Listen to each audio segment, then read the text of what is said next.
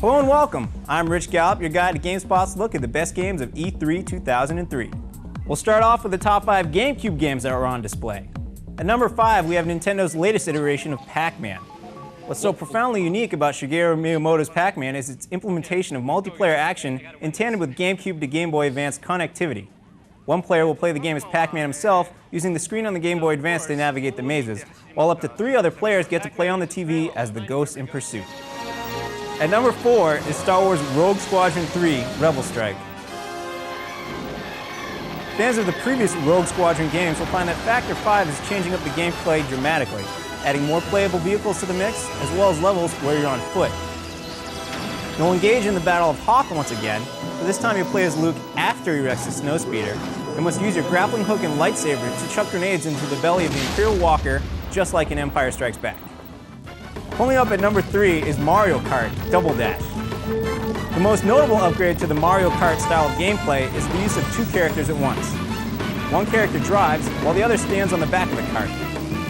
The use of 2 characters is intended to provide increased variety in power-ups. Each character can hold 1 power-up, so if you switch between the 2 of them during a race, you can actually hold 2 power-ups at the same time. Mario Kart fans have a lot to look forward to. At number 2 is Capcom's Beautiful Joe. Easily the most striking aspect of Beautiful Joe is its visual presentation, which makes use of cel shading but still manages to create a look that is quite unlike anything produced with a visual cartoony effect to date. These elements, along with the game's over-the-top Hong Kong-inspired combat animations, combine to create a satisfying experience that is both reminiscent of video gaming's past and something entirely new. Finally, the most impressive GameCube game on display at E3 2003, as picked by the GameSpot editorial team, was Nintendo's own F-Zero GX. The most impressive thing about F-Zero GX is truly its sense of speed. Numerous visual effects have been implemented to convey just how insanely fast you're going, especially when you're engaging a turbo boost. Every track in the game does an equally spectacular job of keeping you tensely glued to the action on the screen with loads of sharp curves, gravity-defying twists and loops, and spectacular jumps. However, the gameplay in F-Zero GX isn't limited to driving as fast as you can until you get to the end. A fair amount of strategy will be required if you want to advance. Well, that's our look at the best GameCube games shown at E3 2003. But before we move on, let's take a quick look at the top 5 Game Boy Advance titles that were shown as well. Number 5, Metroid Zero Mission. Though it was only shown as a looping demo on the show floor of E3, Metroid Zero Mission definitely looks like one of the more promising Game Boy Advance games currently in development. Judging from the demo, Metroid Zero Mission appears to be a remake of the original Metroid for the NES, but with new features from other Metroid games and enhanced graphics. At number 4, Hideo Kojima's Boktai, The Sun Is in Your Hand. This action role-playing game puts you in the role of a vampire hunter armed with a solar-powered gun. While the game's premise is pretty standard, its execution is anything but, thanks to the use of a special light sensor built into the cartridge. While you can play the game at any time, you'll get the most out of Boktai by playing it in sunlight. Dropping in at number 3 is Nintendo's own Advance Wars 2, Black Hole Rising. Like its highly praised predecessor, Advance Wars 2 is a turn-based strategy game featuring a variety of different, well-balanced units and a number of commanding officers whom you can play as or against. The CEOs have various strengths, weaknesses, and special abilities that they impart in all their forces, giving the game a great deal of depth. At number 2 is another one of Nintendo's own titles, Fire Emblem. This turn-based RPG features gameplay that is similar in spirit to Intelligent Systems' own Advance Wars series, but offers even deeper mechanics. The game focuses on Lyn, an orphan who nurses the main character you play as back to health, and her journey to return to her homeland. Fans of Advance Wars should be right at home with Fire Emblem's interface, which is user-friendly and offers a solid variety of options. In the number 1 spot for the Game Boy Advance is Mario & Luigi. The title turns out to be perfect for the game, which puts you in the role of not just Mario, not just Luigi, but both of Nintendo's famous plumber brothers at the same time. The other big surprise is that this is a role-playing game, despite what it might look like from the screenshots. Mario and Luigi gain experience points, level up, earn new special abilities, get into turn-based battles with various monsters, and must save Princess Peach from a fate worse than death. It seems her voice has been stolen and replaced with explosives. Those were the top 5 Game Boy Advance games seen at E3. Let's move on to check out the most promising Xbox games. At number 5, Microsoft and Level 5's True Fantasy Live Online. True Fantasy Live Online marks the next step in the evolution of online role-playing games on consoles. You'll create a virtual alter ego from one of 5 different races. You can build and upgrade your own house, embark on adventures with up to 10 other people, open up a shop, and even raise animals for riding. True Fantasy Live Online is an ambitious game that should raise the bar for what we expect from an online console role-playing game. Number 4, True Crime Streets of LA. True Crime pits you as Nick Kang, an overzealous Los Angeles police detective tossed off the squad only to be brought back on as part of a new above-the-law task force, the Elite Operations Division.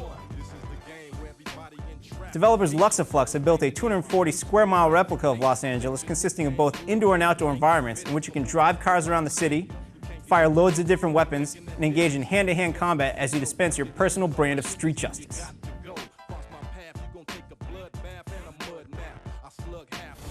Number 3, Fable.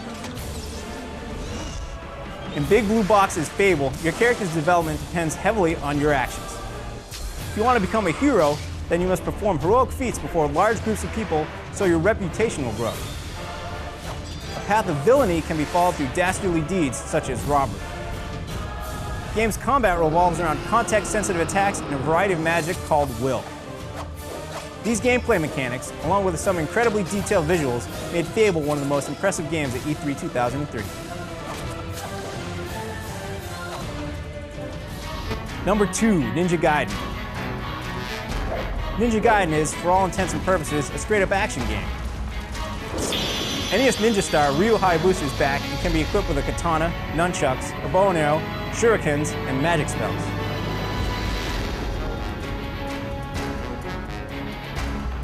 You also have to use Ryu's incredible agility to navigate various obstacles. All the game's environments and enemies, and even Ryu himself, look great. We were highly impressed with Ninja Gaiden's demo, and we look forward to seeing more of the game. Finally in the top slot for the Xbox, Halo 2. Halo 2 appeared in the form of an 8-minute demo that Microsoft and Bungie employees played non-stop for crowds at Microsoft's booth. The demo depicted some heavy futuristic urban warfare. Covenant forces are in the process of overrunning a section of East Africa called New Mombasa. You, once again as Master Chief, are dropped into the middle of the fray with orders to raise hell.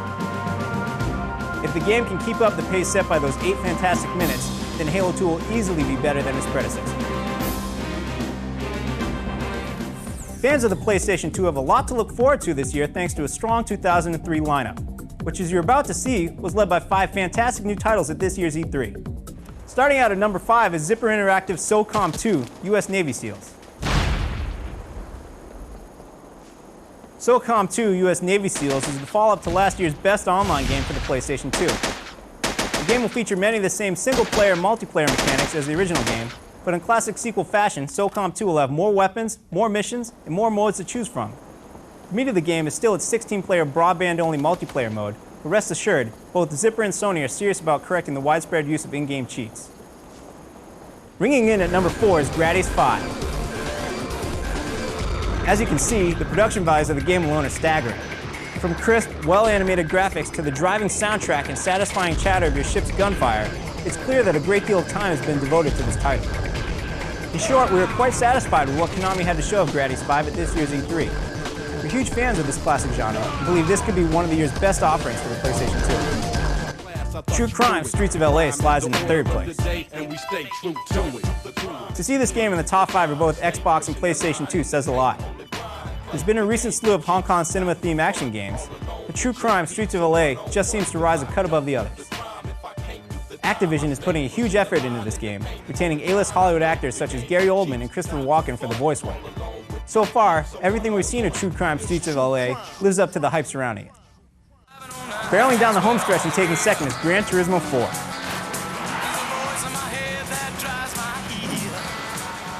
Sony unveiled their latest installment in the Gran Turismo series, which has been heralded for years as the definitive driving simulation for the PlayStation and PlayStation 2. Continuing the series' legacy of boasting outstanding control, Gran Turismo 4 raises the bar of graphical prowess yet again, as well as taking the series online. With already immensely replayable gameplay returning, the addition of human competition should keep fans happy for some time.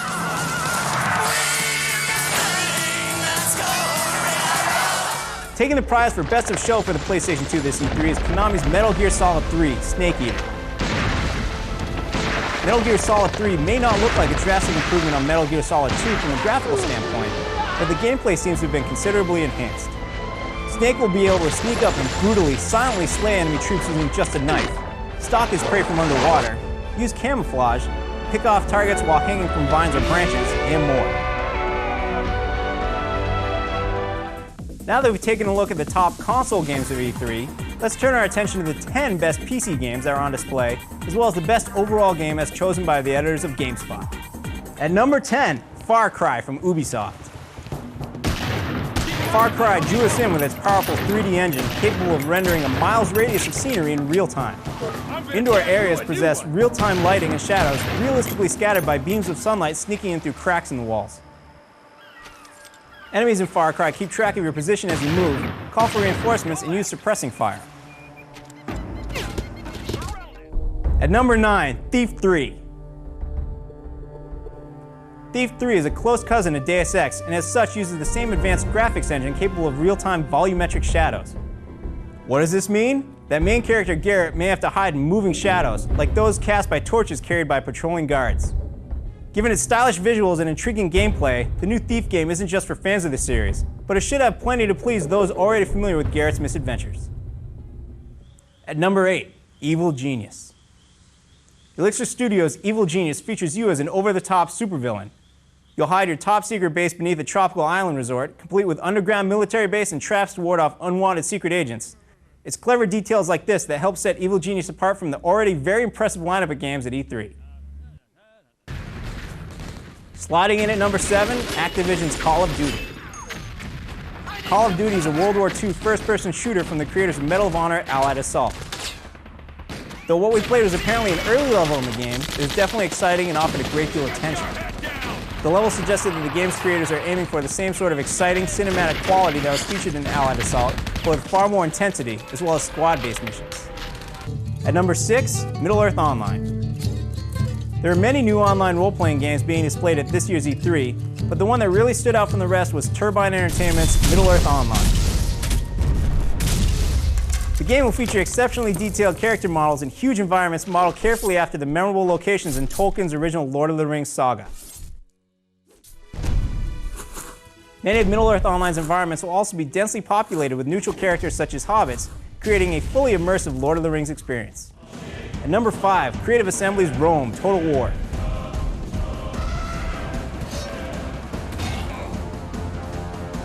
Rome: Total War will expand on the tactical and strategic aspects of the previous games in the Total War series.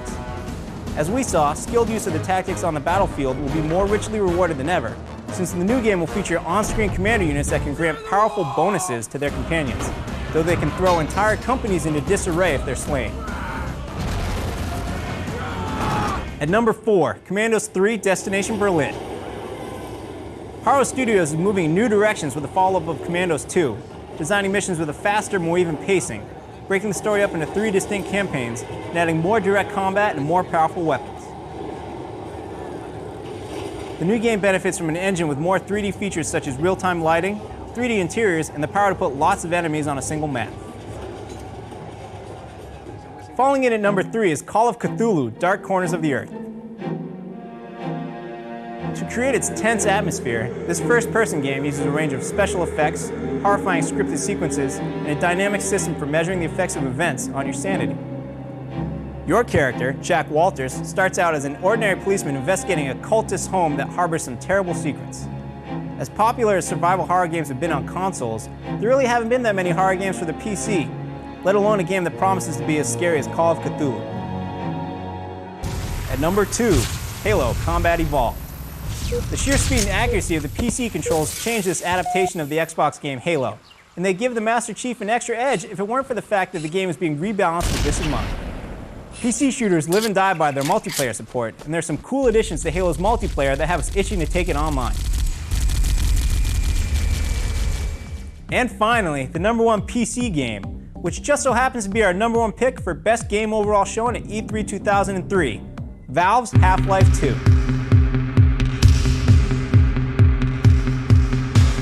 More and more games are using physics to make their gameplay feel dynamic and directly interactive, but no game models ordinary objects like Half-Life 2 does. A tech demo showing how the gravity gun can pick up and manipulate anything in the world, from mattresses and people to the broken off letters of a store sign, hinted at how you'll be able to turn ordinary things into weapons. But perhaps even more profound are the moments when you'll blockade a door with a desk, wooden boards, and a mattress to try to prevent an alien opponent from chasing you, only to see the alien bust right through.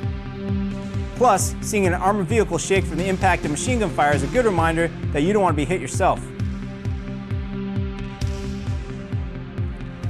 The Half-Life 2 demo featured pre-recorded gameplay, but it wasn't hard to imagine what it'll be like to play through the action scenes. With a little luck, we won't have to wait very long at all to get our hands on the game, as Valve has promised that it's on schedule for release on September 30th.